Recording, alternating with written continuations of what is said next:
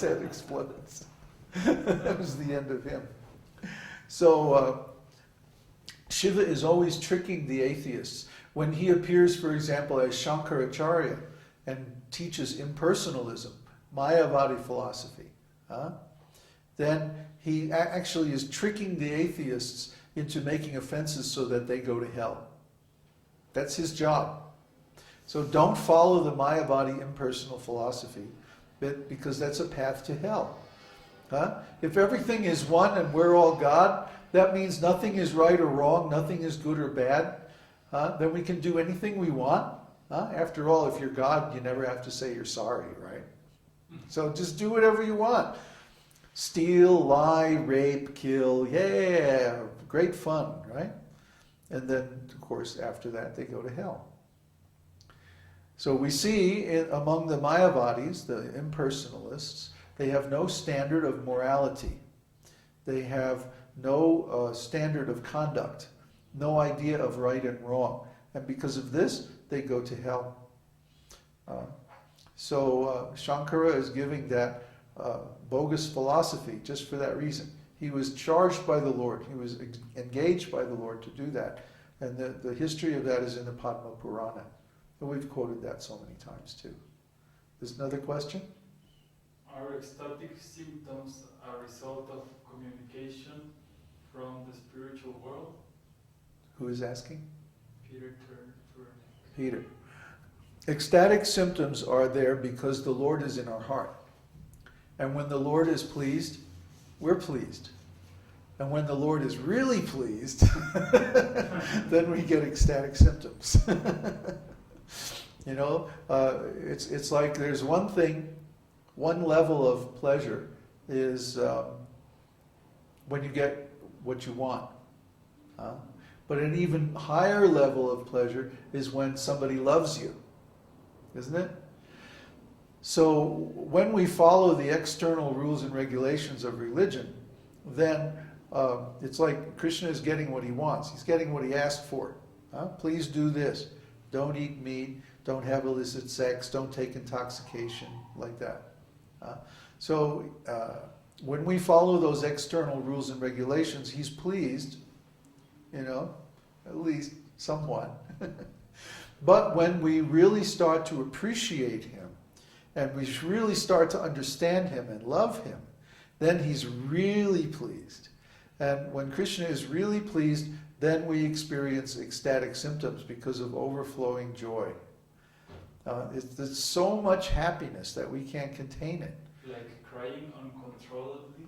Like crying, laughing, dancing, singing, losing the voice, or becoming stunned.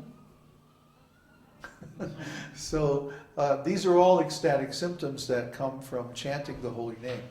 And as we become advanced in chanting more and more, these symptoms manifest in our hearts. That's how we know.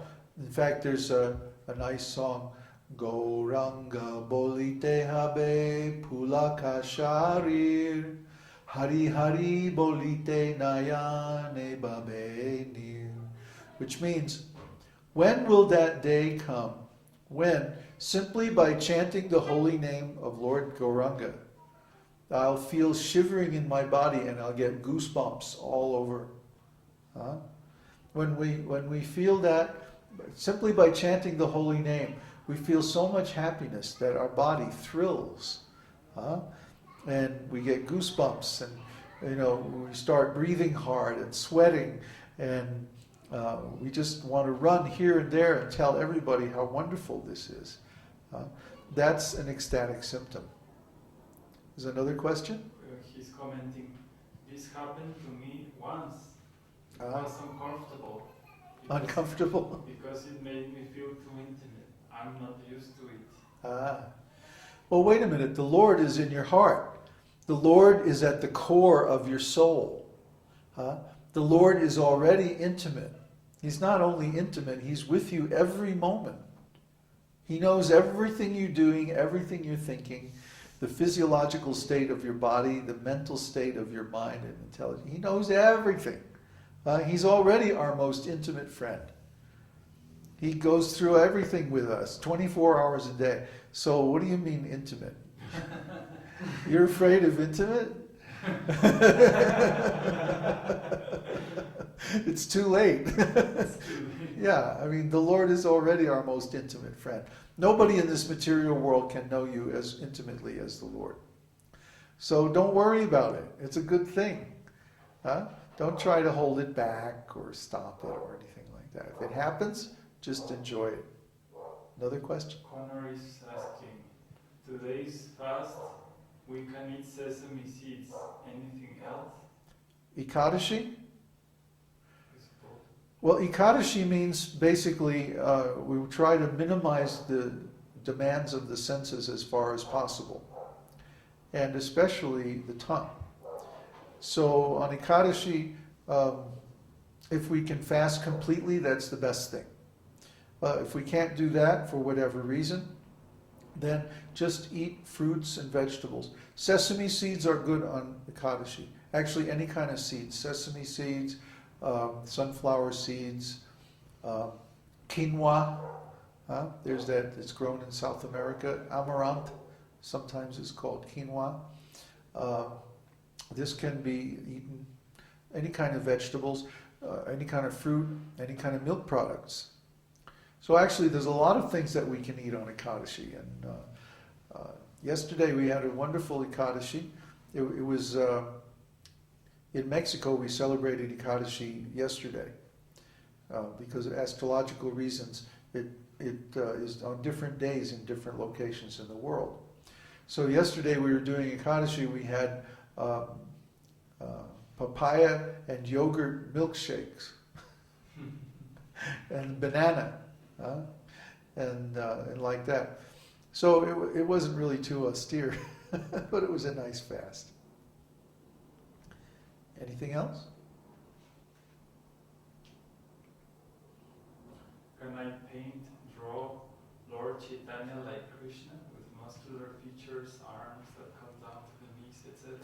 Yes. In fact, Lord Chaitanya looks exactly like Krishna, except he's golden color instead of bluish. Isn't it exactly like Radha? No. In fact, when Lord Adwaita's wife, Sita, saw the newborn Lord Chaitanya, her first thought was, he looks exactly like Krishna. Okay, so Lord Chaitanya, no, his only difference in the form is in the color. So the color of Lord Chaitanya is golden color. Like Srila Prabhupada, like remember that one picture that, who was it, Krishna Prapti posted? Or somebody posted this wonderful picture of Prabhupada with this golden color. That's the color of Lord Chaitanya. He looks just like molten gold. Just like Lord Krishna, his color is of a new monsoon cloud full of rain. You know how a cloud looks just before it's going to rain? That kind of dark blue, grayish kind of color? That's Krishna's color. So these pictures are not accurate we normally see? That's right. Most of the pictures we see aren't very accurate because they're using some human model. And Krishna's form is superhuman. Nobody can explain how beautiful his form is. His form is like the ideal form, you know. Like I wrote on the news group, it's similar to the form of Jesus in Michelangelo's Pietà. The form of Jesus he uses is just so extremely attractive. That's very similar to Krishna's form. That same type of physiology. So Krishna at 16 is like the epitome of fresh youth. He's so attractive, you know. He asks like superhero-ish? Not exactly superhero-ish. The superheroes, they tend to overemphasize the musculature, like Superman and like that. They make them Subtle too... superhero. What's that? Subtle superhero. Subtle superhero. They make him they make those superheroes look like they're all muscle, you know. But Krishna is more, it's hard to explain. More rasa. It's like he's thin, but he's muscular. Remember, Krishna is most attractive to young ladies. So the very same qualities that young ladies find attractive, you'll find those in abundance in Krishna.